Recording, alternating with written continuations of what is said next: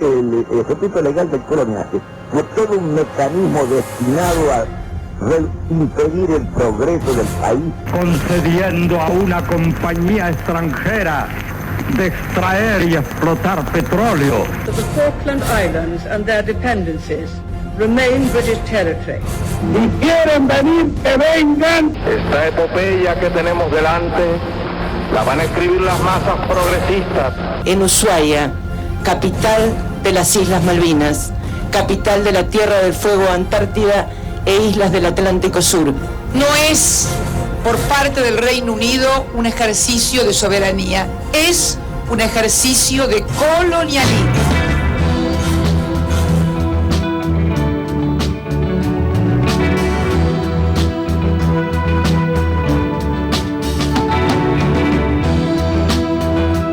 Muy buenas noches, amigos de Hora Malvinas.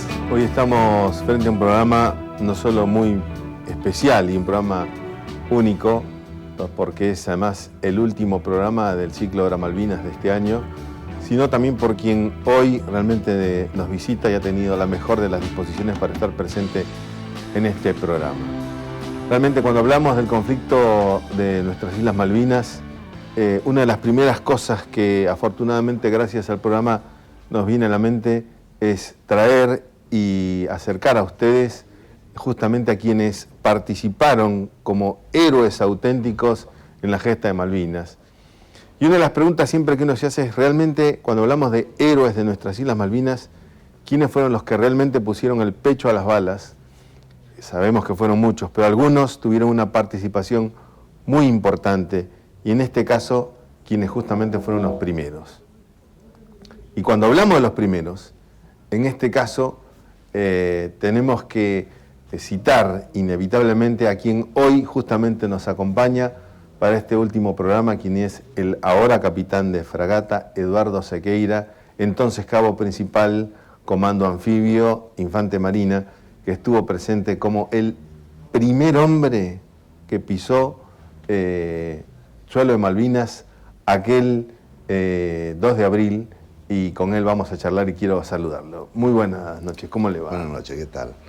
Sí, bueno, voy a hacer una pequeña corrección. Sí. No fue 2, sino fue primero de abril en realidad. Vamos a hacer exactamente. Porque primero de abril, porque empieza realmente la operación el 1 de abril en aproximadamente 9 de la noche. Empieza el movimiento buque a costa, o sea, la maniobra de pasar del buque que nos transporta a las embarcaciones para desembarcar. Ajá. Bueno, sobre ese tema vamos a hablar, es más, quiero mostrar específicamente, tenemos acá mucho material. Fíjense este mapa que ha tenido a bien traer acá el capitán Sequeira, es la operación argentina de la Operación Rosario, en donde estamos viendo cómo fue el diagrama justamente del desembarco desde los inicios, que tienen que ver con su participación, y nada más ni nada menos que el propio Sequeira nos va a ir contando paso a paso cómo fue desde el 1 de abril las operaciones hasta llegar a la toma de las Malvinas, ¿no? Claro. Pero antes de llegar a ese paso, Sequeira, si me permite, hacer un poco de memoria y recordar cómo fue su preparación para estar presente en ese 1 de abril, que en realidad, vamos a ser honestos, el 1 de abril, el que iba a marcar el desembarco de las tropas, tenía que ser el mejor. No sé, fue la casualidad. ¿Cómo fue que llevó el destino a esa misión? Yo le cuento, dentro de la Infantería de Marina, uno entraba en aquel entonces a la Escuela de Suboficiales de Infantería de Marina, sí, y elegía distintas especialidades. 2 años de preparación en esa escuela, uno sale cabo segundo. En mi caso particular elegí Infante de Marina, Infante. Ajá. Hay después otras posibilidades de crecer o de mejorar. Hay cursos, por ejemplo, el de ingenieros anfibios, curso de comando anfibio, curso de misiles. Yo elegí el de comando anfibio. Comando anfibio lo hice en el año 75.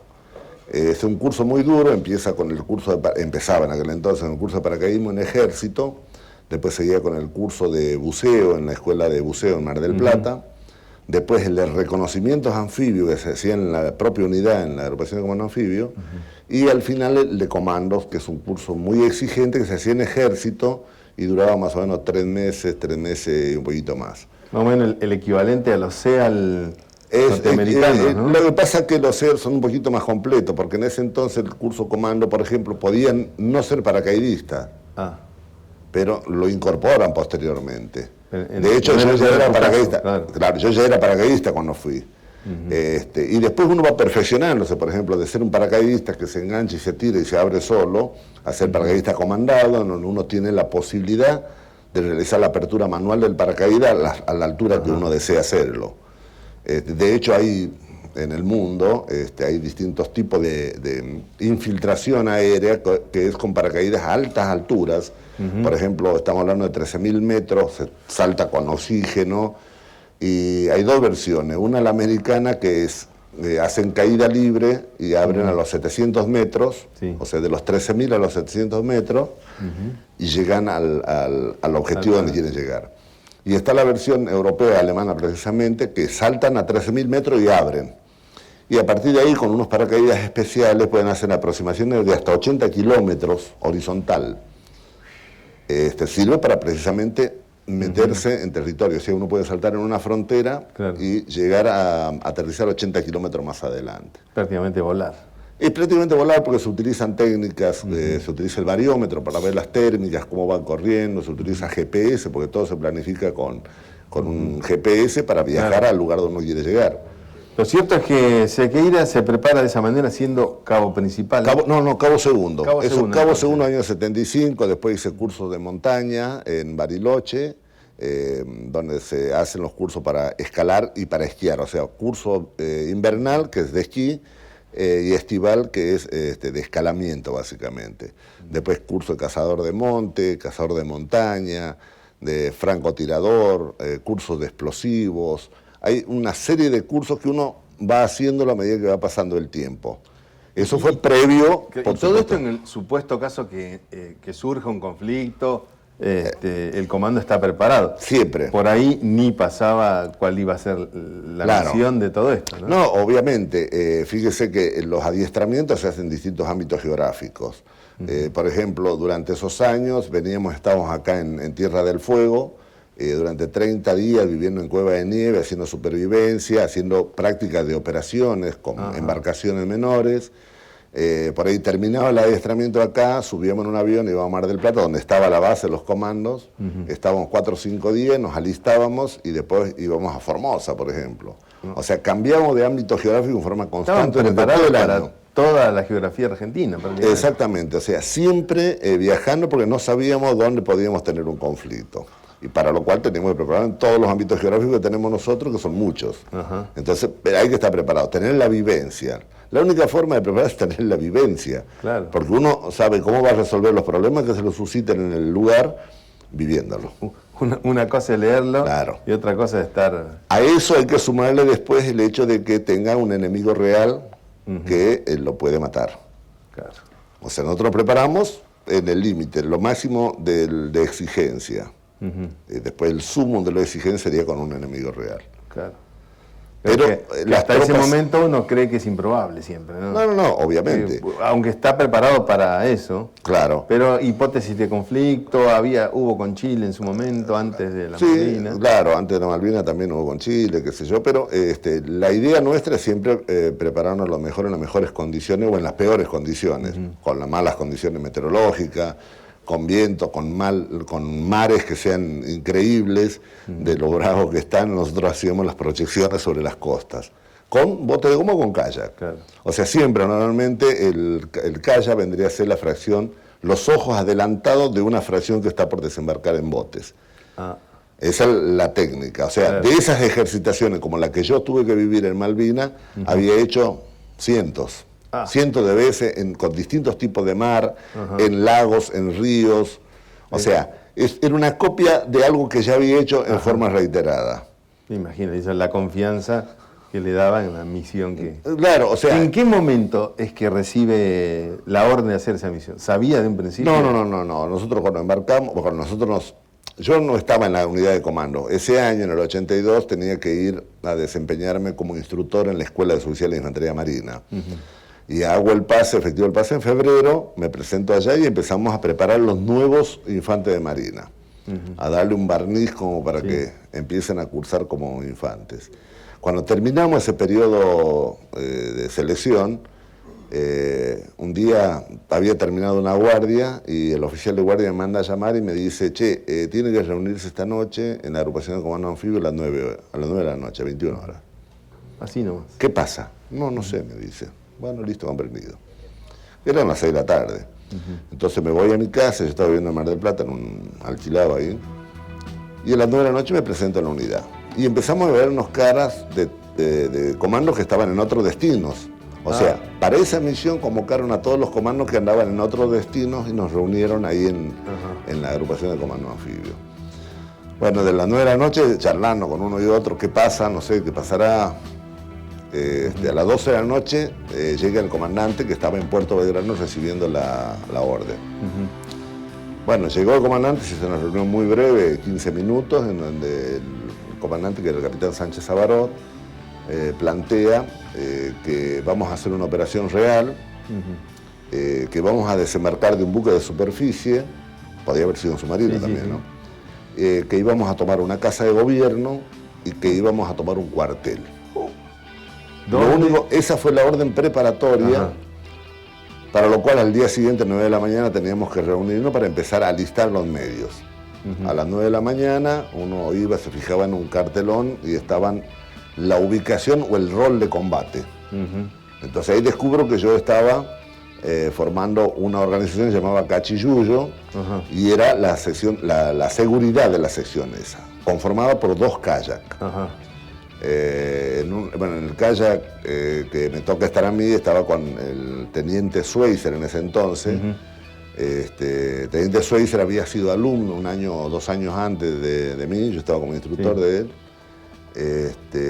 Y hay una cuestión que me gustaría resaltar. Normalmente cuando uno va a una unidad de tipo especial como esta, normalmente uno elige por votación con quién le gustaría ser pareja de combate, es el término que utilizamos. Entonces uno anota en un papelito 3 nombres, todos, en forma individual, y después se empieza a juntar y van diciendo cómo van a formarse las parejas. Eso ya lo teníamos hecho de antemano. En este caso yo le elegí a Schweizer y Schweizer me había elegido a mí.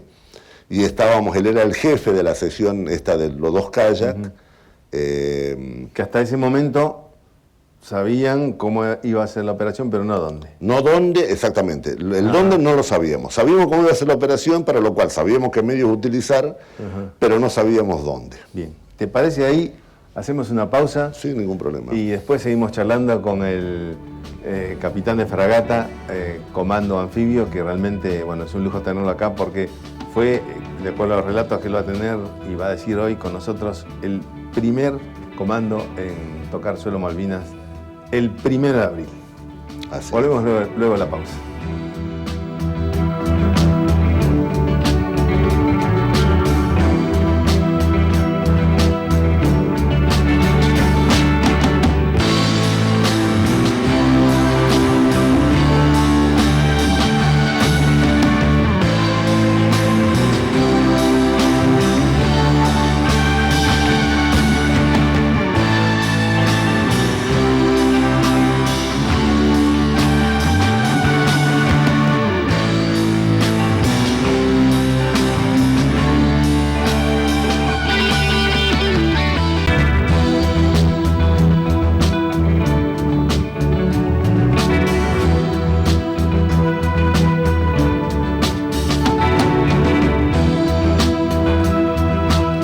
Bueno, continuamos este programa de Hora Malvinas con el relato del capitán de fragata, entonces cabo segundo. Principal. Cabo principal, me confundo. Que, como sabemos, estuvo presente como primer hombre en el desembarco de nuestras Islas Malvinas el 1 de abril. Estábamos charlando, Sequeira, al respecto a que los juntan a todos los comandos anfibios y ahí de pronto no les dicen dónde, pero sí le dicen que van a tener una... ¿Qué es lo que vamos a hacer? ¿Qué es lo que van a hacer? Correcto. Para eso se conforma, como dije, vamos a un tablero donde estaban los roles de combate. Ahora, pero ahí me permiten la pregunta. Les dicen que va a haber una misión real. Sí, nos dicen una operación real. Y en ese momento, ¿ustedes cómo reaccionan antes? Y cada uno empezó a pensar, podría ser en tal sitio, en tal otro, y no nos quedaban muchos sitios para pensar. Algunos pensaban que era Malvinas, pero no teníamos confirmación. De hecho, nosotros nos enteramos que era Malvinas ya después de haber zarpado, después de 2 días de zarpado. O sea, la idea de las operaciones de este tipo, que son operaciones especiales, es tratar de mantener el secreto de la operación hasta último momento, para no alertar a nadie. Claro, si hay algo que caracterizó justamente... Claro, las operaciones de tipo comandos normalmente se hacen con mucha reserva de información de lugares y demás. El hecho de decirlo a nosotros, por ahí nosotros comentábamos en nuestra familia y se filtraba esa información, y eso lo querían evitar. De modo tal que nosotros recién nos enteramos dónde era cuando estábamos ya en alta mar. Claro. O sea, no había forma. Lo cierto es que nos salteamos un poquito. Sí. Reciben la orden, dicen esto es de verdad, y se empiezan a preparar. Eligen equipo. cada uno su compañero. Correcto. Y a partir de ese momento... Sí, a partir de ese momento uno, dice, usted va a ir en kayak. Entonces, ¿qué? Tengo que hacer preparado, obviamente, el kayak. Después nos dan armas con silenciador, porque posiblemente podíamos haber encontrado gente en la costa y había que eliminar para que no se revele la operación en sí. Entonces nos daban armas con silenciador, bueno, brújula, todo el equipo, la munición para las armas, ver las armas que tiren, que estén limpias, que estén en condiciones, revisar todo como para que esté a son de mar. ¿Y cuánto tiempo tuvieron para hacer eso? Eso, bueno, empezamos a preparar al día siguiente, eso no me acuerdo cuándo fue, creo que fue fines de marzo, 25 de marzo, algo así. Al día siguiente también seguimos preparando, no llegaba la orden de que, o sea, había negociaciones que se estaban haciendo que nosotros no estábamos enterados, a alto nivel, y nosotros seguíamos preparando. Recién al tercer día vinieron unos micros que nos desplazaron hasta Puerto Belgrano, a donde íbamos a embarcar. ¿Y hasta ese punto les habrán dicho de esto? No, nada. Ni siquiera eso. La familia, por ejemplo, mi señora decía, seguramente vas a hacer un ejercicio como tantos hiciste. Como tantos. Claro. El tema de los ejercicios nuestros empezaban así. A las 3 de la mañana llegaba alguien, un llamado telefónico o un mensaje que decía reunirse en tal sitio. Así empezaban los ejercicios. Y uno iba a ese lugar y de ahí terminaba saltando en paracaídas en Formosa, en Misiones, y volvía 40 días después. Así empezaba, así era nuestra vida. O sea, nosotros todos los días del año, por ejemplo, hay una fracción que siempre está dispuesta, equipada, alistada para salir a cualquier lado, donde las autoridades nos manden. Entonces, tenemos una mecánica ya bastante lubricada para reaccionar rápidamente y desplazarnos donde sea. O sea, que estando en esa situación, entonces, ahí ya lo suben al ómnibus. Claro, desde el momento en que nos dice el comandante, vamos a hacer una operación real, hasta el momento que llegamos al buque pasaron 2 días. Fuimos en una empresa de micro local, llegamos a Puerto Belgrano, nos alojamos en el batallón 2 la primera noche y vimos mucho movimiento de tropa en el batallón, alistamiento. Hay que pensar que el batallón 2 tendría casi 1000 personas en ese momento, y ver 1000 personas que se están equipando, que se están alistando, que están haciendo las pruebas de sus armas y demás. Y bueno, nosotros vivimos, dije, bueno, viene en serio, viene en serio. Al día siguiente embarcamos en el Santísima Trinidad, al lugar donde íbamos a ir los comandos anfibios. De hecho, después iban otros buques, por ejemplo, los buques polares estaban equipados como hospital, estaba el rompehielo que también zarpó. Había distintas unidades navales que también participaron de la operación. Bueno, embarcamos en Santísima Trinidad, y la Santísima Trinidad es un destructor básicamente antiaéreo, que tiene sus lugares ocupados por la misma tripulación para cumplir su misión. Entonces éramos como algo más que se sumaba a la embarcación. Y nos dieron distintos sitios para dormir. Sí. A mí me tocó, por ejemplo, en un tablero eléctrico. O sea, tenía acá tablero eléctrico, y éramos 3 personas que dormíamos ahí en bolsa de dormir, que era lo que teníamos. a otros que dormían en el comedor, nos ubicaron donde pudieron. Donde había. O con la mejor predisposición, obviamente, Sí. ¿no? Y bueno, zarpamos. Empezamos la travesía. En un determinado momento de la travesía, dice, bueno, prueben las armas por última vez.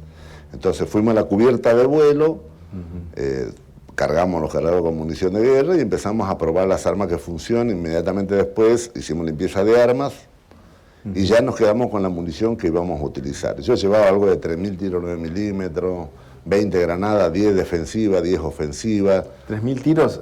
Dentro de la mochila. Dentro de la Aparte mochila. de los 5 cargadores de Sterling que llevaba, cada cargador llevaba 45 tiros. O sea que todo eso, un peso de cuánto.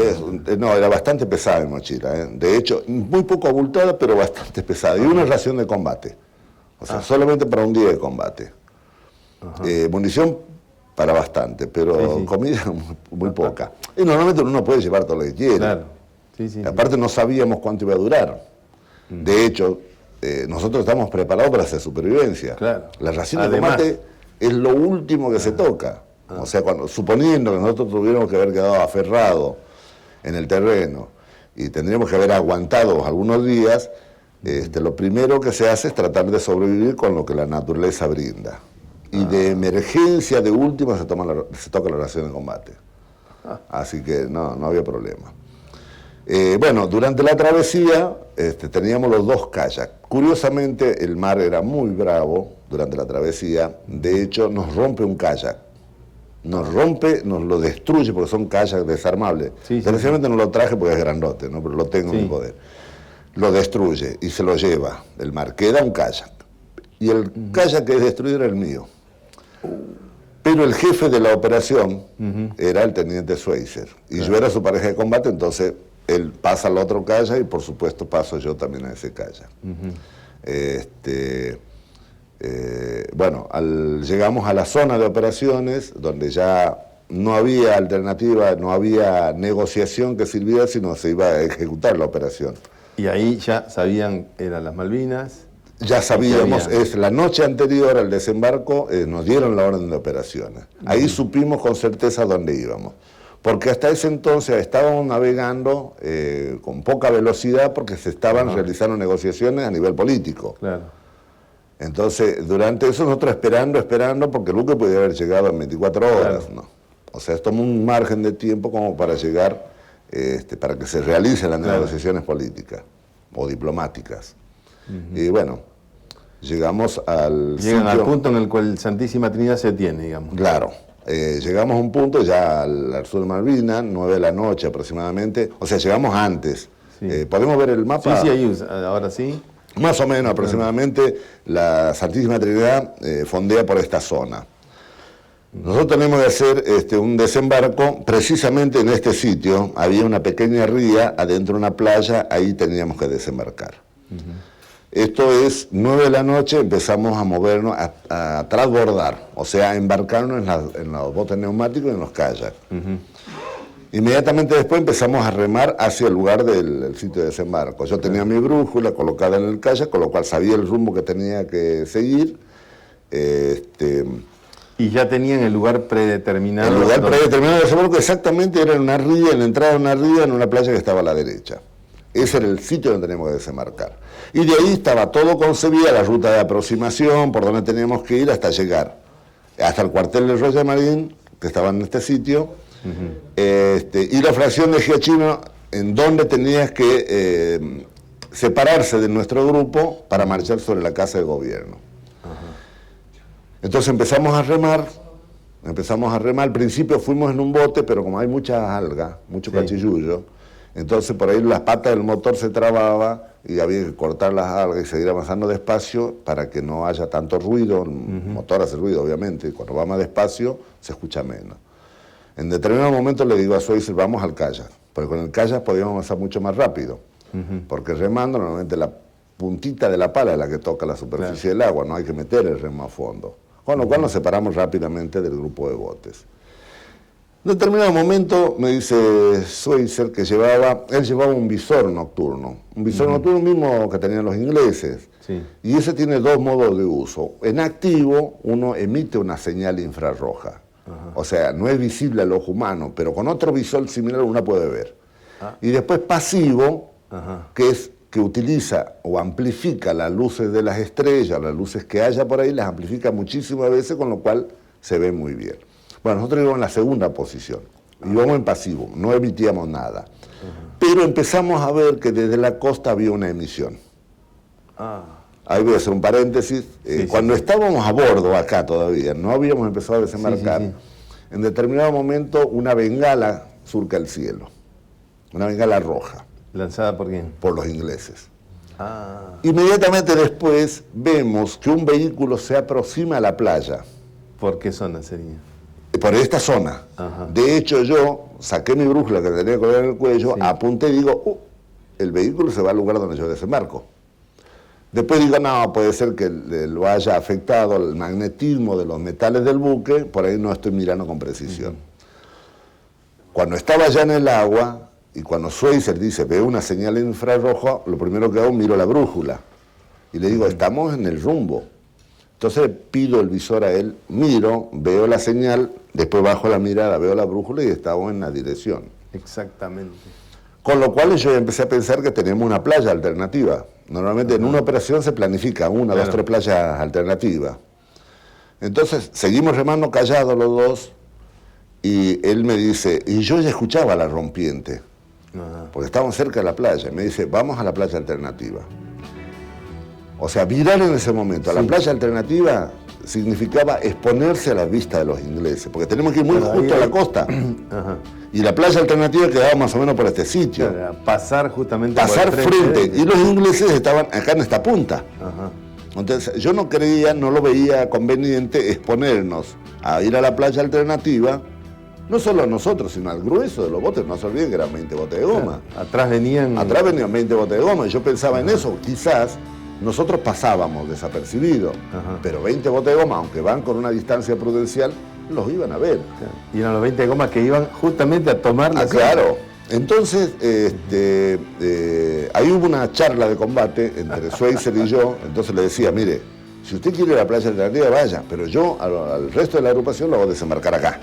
Antes, claro. Más o menos por acá, por este sitio. Que sí, que no, silencio, y me dice, listo, desembarquemos acá. Y estamos a 50 metros de la línea de agua. Así que pegamos 3, 4 paladas del remo y llegamos. Lo primero que hicimos fue dejar el kayak en tierra, en seco, y nos desplegamos. Yo agarré para este lado, para el lado izquierdo, o sea, por cerca de los ingleses, hacer una exploración. Y ahí vamos a hacer una pausa. Bien, bárbaro. Vamos a hacer una pausa porque sobre todo quiero resaltar que en este momento, bueno, lamentablemente no está con nosotros Ramón López. Claro. Pero él, que venía en los botes de goma. Él venía en los botes de goma. Alguna vez cuando estuvo charlando con nosotros, él dijo que daba gracias a la providencia y a Dios y a todos los santos, porque justamente si hubieran ido a ese otro lugar, hoy no estaban contando la historia. Sí, iba a ser diferente la historia. Porque realmente de alguna forma extraña, los ingleses se habían ubicado en ese lugar como sabiendo que en ese lugar se iba a hacer el desembarco. ¿Cómo? Dios sabrá. Exactamente. Lo cierto es que, bueno, gracias a esa decisión que tuvo en ese momento el capitán Sequeira, bueno, se salvó prácticamente toda la unidad. Se salvó la operación y la unidad, sí.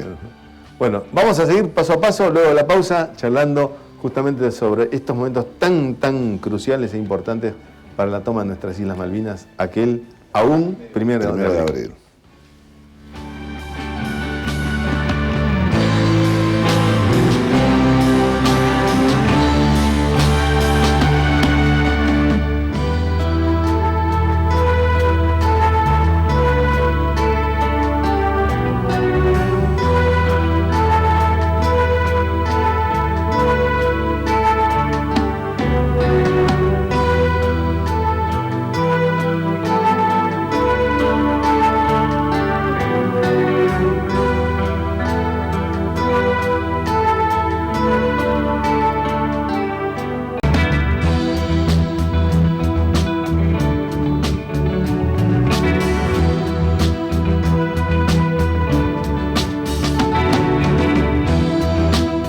Bueno, estamos con el capitán Sequeira hablando de estos momentos tan cruciales y definitivos como fue aquel 1 de abril ¿no? En donde Así es.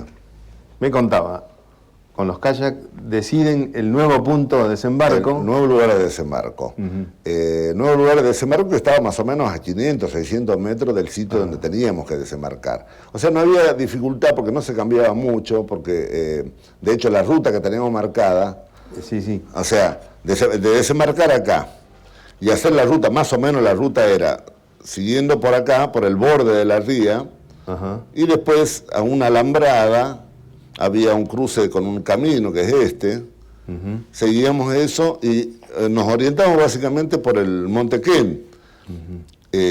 Para no tener que estar con la brújula a cada momento, sabíamos que a la derecha del Monte Ken íbamos a llegar próximo al cuartel. O sea, no había drama para ubicarse, para hacer la navegación terrestre. Sí. El problema estaba dado por la dificultad que ofrecía el terreno en sí, que la turba no era un camino, obviamente al no ser un camino es a campo traviesa, con turbales, zonas de barranco, por ejemplo el camino estaba más o menos 3 metros abajo de donde nosotros íbamos. Ajá. Y curiosamente cuando nosotros llegamos, si bien desembarcamos con una luna que se estaba poniendo, cuando empezamos la marcha no teníamos luna, no se veía nada, no se veía nada, la única referencia era la silueta del monte y la brújula. Con lo cual, para nosotros una barranca, siempre adelante van dos exploradores que van alertando qué es lo que hay adelante. Entonces a mí me dijeron, barranca, entonces corrí la voz. La forma de comunicarse es corriendo la voz. El que te venía inmediatamente atrás mío le dije, che, barranca. Y esa información llegó hasta el último hombre en la columna. Y digamos, primero se iban Schweitzer. Bueno, en el momento, una vez atrás venían... Cuando llegamos acá a la playa, era Sequeira, Schweitzer, Sequeira, lo mismo.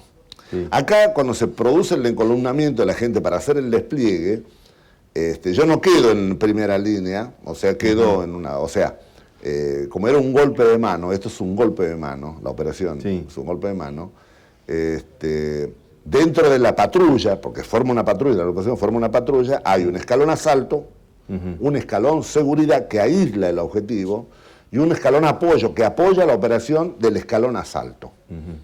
Entonces yo estaba dentro del escalón asalto y el escalón asalto normalmente va metido en el medio entre el escalón de seguridad que va adelante y atrás y después el escalón apoyo. Inmediatamente atrás nuestro iba el escalón apoyo.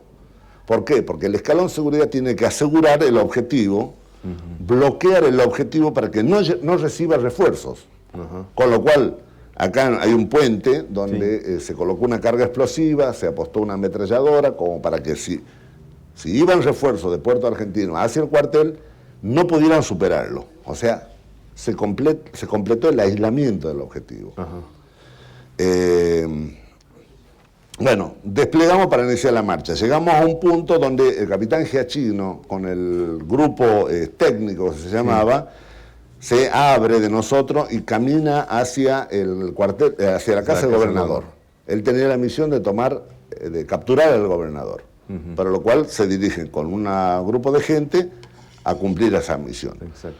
De ahí nosotros continuamos avanzando. En determinado momento se pierde el contacto, porque como le decía, el terreno era dificilísimo de avanzar, no se veía nada, y llegamos a separarnos. El capitán Roble en aquel entonces toma la punta y él tenía el bloqueo de este lugar. No nos preocupaba mucho el hecho de romper el contacto, todos sabíamos dónde teníamos que ir. Entonces ahí me piden a mí que yo navegue. Entonces paso adelante para navegar. Adelante mío tenía 2 observadores que me iban informando lo que había. Inmediatamente tras mío venía el teniente Schweitzer y el resto de la agrupación. Seguimos marchando a paso rápido y para ese entonces eran como las 4 de la mañana. Nosotros sabíamos que este objetivo a las 6 de la mañana lo teníamos que tomar. Y era nada más ni nada menos que el cuartel de los Marines. Era el cuartel de los Marines y había una salvedad que era curiosa. No causar bajas. Significaba tratar de neutralizar a los ingleses sin matarlos. Dificilísimo. Es difícil, pero precisamente los comandos hacen operaciones de ese tipo. Son operaciones quirúrgicas. Yo creo, por lo que leí así en la historia de las operaciones comando, una de las operaciones incruentas fue esta. Porque todas las operaciones en la historia siempre hubo sangre. Esta fue incruenta. La orden teníamos tratar de no causar baja. Estábamos autorizados solamente a disparar efectivamente si corría riesgo nuestra vida o la vida de un compañero. Ahí sí podíamos tirar a matar, pero mientras tanto no. O sea, no era fácil. El propósito de eso era para que después de la recuperación pudieran seguir negociando. Y si no había bajas británicas, la posibilidad se concretaba de poder seguir negociando. Claro. Por eso no teníamos que matar. De hecho, no se produjo ninguna baja. Claro. Porque en el momento que hay una muerte ya es otra la Ya negociación. es otra la negociación. Se entorpece más, se obstaculiza más la negociación. Entonces la idea era no causar baja. De hecho, llegamos a la zona del cuartel, esto estaba bloqueado, el capitán Roble ataca de este sitio, nosotros llegamos y desplegamos y largamos el asalto porque llegamos a las 6 de la mañana. O sea, ya para hacer la operación. Exactamente. Bueno, hubo una pequeña resistencia, constituida por disparos en ráfagas, en determinado momento cesó, no se escuchó más nada, irrumpimos en el cuartel, o sea, cada uno de los integrantes de la agrupación tenía un objetivo particular. Yo, por ejemplo, tenía que entrar por una ventana, otro tenía otra puerta, otra ventana, otro un patio cubierto. Cada uno se ubica y ingresa al cuartel por el sitio donde tenía previsto. Al principio teníamos que tirar una granada lacrimógena por si por la duda estuvieran ahí. Yo no tiré mi granada, me metí y no encontré a nadie. Y adentro empezamos a encontrarnos entre nosotros y no encontramos ningún inglés. No había, o sea, ellos, los que estaban, después por orden de operación de los ingleses, sabíamos que había gente que quedó para custodiar esto. Nada más. O sea, el despliegue de ellos en el despliegue había gente acá, gente acá, gente acá, gente acá, gente en este otro lado. O sea, sabían muy bien que venía un desembarco. Ellos esperan. De hecho, en la noche del 1 de abril, cuando corre esa luz de Bengala, a partir de ese momento los ingleses capturaron a todos los argentinos que estaban radicados en la isla. Por ejemplo, estaba la gente del ADE. Y esto viene porque yo le tengo que contar algo sobre eso. Y toda la defensa civil, hay civiles que reciben adiestramiento militar para defender las islas. Ellos se habían reunido en una casa próximo al cuartel, próximo a la casa del gobernador, donde tenían todas sus armas listos a defender las islas. Con lo cual, no me acuerdo cuánto era la dotación de los marines, pero se duplicaba con los civiles armados que estaban preparados para defender la isla. Caramba. O sea, nosotros nos superaban en número. Nosotros éramos 92, 93 comandos. Y ellos creo que superaban los 180, 190 personas, entre los militares y los de defensa civil. Bueno, lanzamos la operación, entramos, ellos se dan a la fuga, aparentemente, por alguna brecha que quedó, tomamos esto. Arribamos la bandera que estaba en el cuartel y empezamos a escuchar los disparos acá en la casa de gobierno. Claro, empezó a clarear. Claro. Los ingleses, que no sabían la magnitud de la gente que desembarcaban, empezaron a ver que no eran muchos y empezaron a tirarle. Entonces, desde el cuartel hacia acá, nos desplazamos más o menos 6 kilómetros, nos desplazamos al trote. Le digo, yo iba adelante al trote, tan es así cuando llego un poco antes de la casa del gobernador que está por acá, de un edificio que está sobre pilotes, sale un señor que dijo, che, cuando dijo che lo identifiqué como argentino. Y nos señala de que en estas alturas había ingleses. Entonces nos miramos, sin decir una palabra, los 12, 13 personas que veníamos adelante, vamos y directamente fuimos, di parte a un oficial, creo que fue Robles, que me iba a dirigir a ver qué había acá. El resto de la agrupación siguió para acá y acá empezamos a marchar y empezamos a ver siluetas en posiciones. No tiraban. Me llamó la atención. Nosotros avanzamos sin tirar, obviamente, cumpliendo la orden de no causar baja. Entonces, ¿cuándo íbamos a disparar? Cuando ellos dispararan. En el momento preciso que ellos dispararan, ahí vamos a tratar de disparar, pero para neutralizar, no para suprimir, no para eliminarlo. Empezamos a avanzar primero en grupo, después en forma individual, y cuando estábamos más o menos a 50 metros, ellos en una antena de comunicaciones ponen una bandera blanca. No obstante, 4 se quedaron formando una base de fuego. El resto nos adelantamos todos, por la duda ellos tiraran en el momento que nosotros nos desplazáramos. No tiraron, y cuando llegamos ahí empezaron a tirar las armas, se entregaron. Eran más o menos 22 personas ellos. Bueno, se entregan, dejamos un número, 2 hombres para que los custodien, los desarmamos, los dejamos para que custodien, y eso, si uno se fija acá, sí, está en una altura. Hacia abajo inmediatamente estaba la casa de gobernador, donde se seguía tirando. Entonces nosotros, desde acá, o sea, los comandos anfibios, el resto de los comandos iban por acá, nosotros bajamos desde acá. En el momento en que saltamos una cerca que había alrededor de la casa del gobernador, en ese momento empezamos a escuchar la voz de alto el fuego en inglés y en español. Alto el fuego, alto el fuego, alto el fuego. Caemos en el predio de la Casa de Gobierno y vimos que los ingleses estaban haciendo una defensa contrapendiente. O sea, normalmente una defensa favorable es estar arriba hacia abajo. Ellos estaban al revés, estaban de abajo hacia arriba. Realmente no tiraron, la gente, yo tenía dos ingleses que estaban abajo, unas plantas, muy espinuda, no se podían dar la vuelta. Al lado mío lo tenía su oficial Contreras, saltamos, caímos dentro del predio, nos dimos la vuelta porque lo vimos los ingleses abajo, ya estaba bastante claro. Nos dimos la vuelta para disparar, fue cuando empezamos a escuchar alto el fuego, alto el fuego. Miro hacia un costado y veo que había un Land Rover donde estaban cargando un herido. Pues fue el capitán Giachino. Claro. No vi cuando los replegaron los otros 2 en un helicóptero, a García Quiroga y a Urbina, ya lo habían sacado con helicóptero. Lo que sí vi que el capitán Giachino lo estaban cargando. Lo llevan al hospital, él fue herido en el momento en que, cuando ellos entran a la casa de gobernador, esto me lo cuentan después, sí, no tuvieron resistencia. Llegan a entrar a la casa de gobernador, no encuentran a nadie. Entonces salen hacia un patio interno. Cuando salen hacia un patio interno, detectan que había un arma que estaba disparando de bastante lejos. Entonces iban a tirar una granada defensiva para obligarlos a entregarse. Pero no llegaban. Entonces dice Giachino, de lo que me cuenta, ¿no? Sí. Voy a avanzar hasta un galponcito que había y de ahí voy a tirar la granada. Y cuando él avanza, recibe el disparo. Hagamos una pausa aquí nuevamente, sí, y vamos a seguir con este interesante relato justamente sobre los hechos contados realmente por quién estuvo allí en esos momentos tan importantes que fueron para la recuperación de nuestras Islas Malvinas. Luego de la pausa seguimos con el capitán Eduardo Sequeira.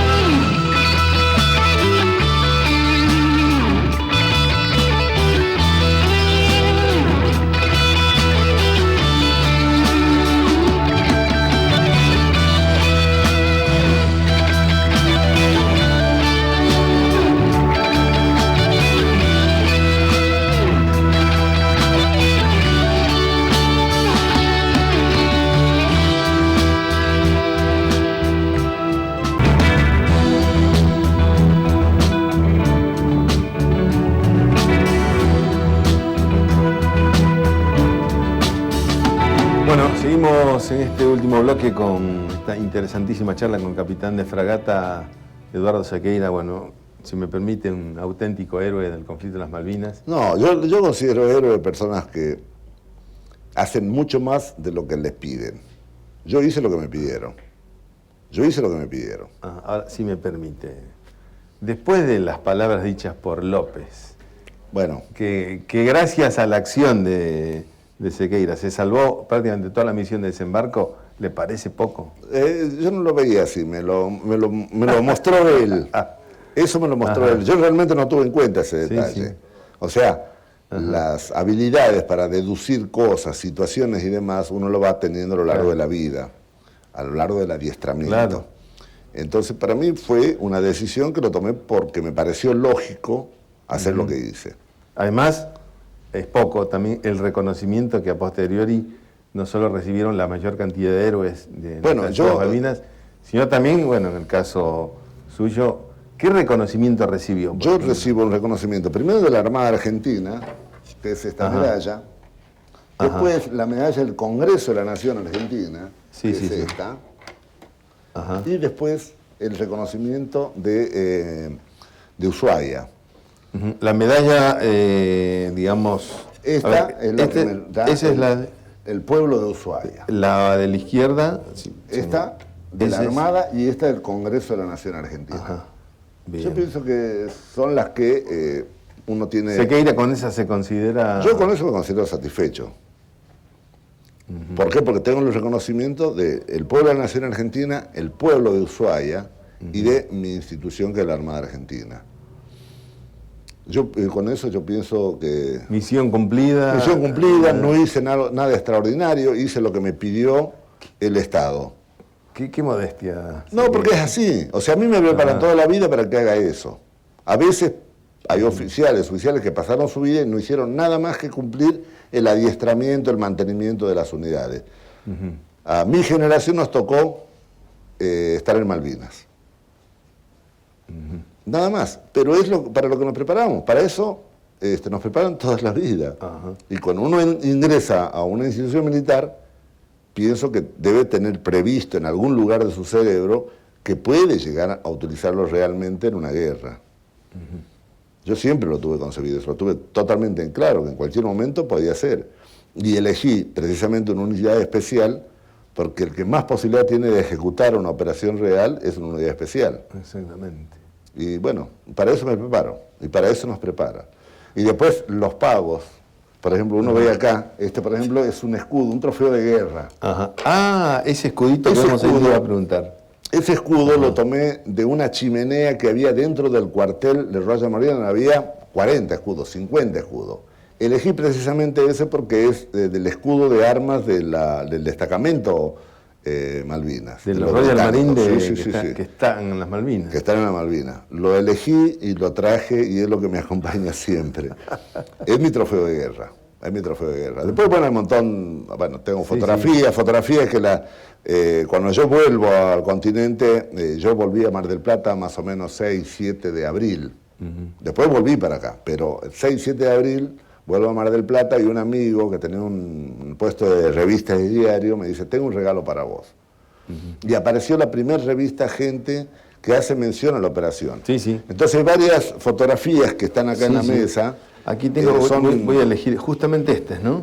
Voy a mostrarla, pero por si acaso la muestro acá. Esto fue inmediatamente después del combate, cuando ya se entregan los ingleses, bueno, uno quiere fumar un pucho, qué sé yo, comer algo. Bueno, en el caso mío prendí un cigarrillo, otro ese que está encendiendo el cigarrillo, tengo en la boca, ese soy yo. Ese que... Bueno, hay también imágenes, fotografías que tomó revista Gente, donde estamos desarmando a los ingleses, sacándole el armamento, sacándole el equipo y mandándonos a un punto de reunión de prisioneros. Sobre esos momentos, a las 6 de la mañana, cuando nosotros hacemos la operación, cuando tomamos el cuartel, se larga toda la operación anfibia con el buque de San Antonio, que proyecta a su gente sobre la península donde está el aeropuerto. Tienen una serie de dificultades, esto lo conozco porque me lo contaron, porque lo leí, en donde hay una resistencia por parte de una ametralladora británica, pero logran desembarcar y eso de las 9 de la mañana ya estaban todos en Puerto Argentina. Sequeira, la verdad que nos gana el tiempo y por suerte casi que llegamos a tiempo, pero amerita un programa más en donde voy a tener que invitarte, porque hay muchas cosas que hay que profundizar sobre lo que vino después, ¿no? Bueno, sí, ningún problema. Que realmente aún no se tiene en cuenta cuánto podría realmente haber cambiado la identidad de la nación argentina a partir de tomar como un hito en la historia el conflicto de las Malvinas, ¿no? Sí. Y eso tiene que ver mucho justamente con el reconocimiento a nuestros héroes. Claro, yo pienso que lo más importante, sea una guerra, a uno no le gusta una guerra, a nadie le gusta una guerra, ni siquiera a nosotros los soldados, no nos gusta una guerra. Un Estado entra en conflicto, entra en guerra, pero lo que hay que rescatar es a la gente que pone el cuerpo para cumplir algo que pide el Estado. Y eso no hay que perder Podrán olvidarse, decir, bueno, se cometieron muchos errores a tal nivel, pero nunca se tienen que olvidar de los que quedaron allá muertos y de los que volvieron. De los que volvieron, porque por ahí hay gente que no queda bien. Sí. Y por eso el Estado tiene que contenerlo. Así es. Sequeira, muchísimas gracias y nosotros realmente nos estamos despidiendo con un programa de lujo, con la presencia del capitán de fragata Eduardo Sequeira, quien demostró con hechos cómo realmente se puede pelear por nuestra soberanía y con preparación sobre todo. Desde aquí, desde nuestro último programa, nos despedimos hasta el próximo año, esperamos, siguiendo justamente las anécdotas de quienes pelearon por la bandera y por la soberanía argentina en nuestras Islas Malvinas y que aún pueden contar la historia. Un placer inmenso seguir haciendo este programa. Hasta el próximo año. Nos despedimos realmente toda la gente de Canal 11 y todo el Centro de Combatientes con quienes hacemos este programa con la mejor de las intenciones y las ganas de que esto sea cada vez mejor para llegar a ustedes justamente con el testimonio de nuestros héroes. Hasta un próximo programa. Gracias por acompañarnos.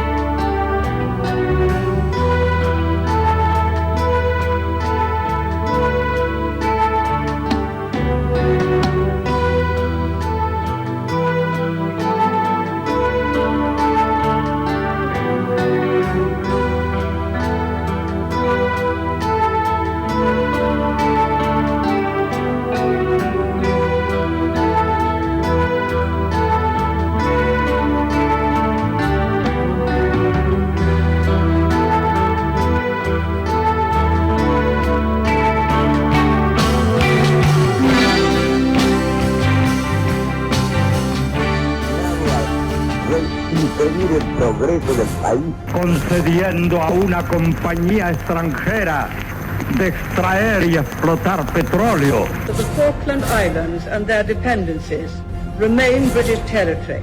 Si quieren venir, que vengan. Esta epopeya que tenemos delante la van a escribir las masas progresistas. En Ushuaia, capital de las Islas Malvinas, capital de la Tierra del Fuego, Antártida e islas del Atlántico Sur. No es por parte del Reino Unido un ejercicio de soberanía, es un ejercicio de colonialismo.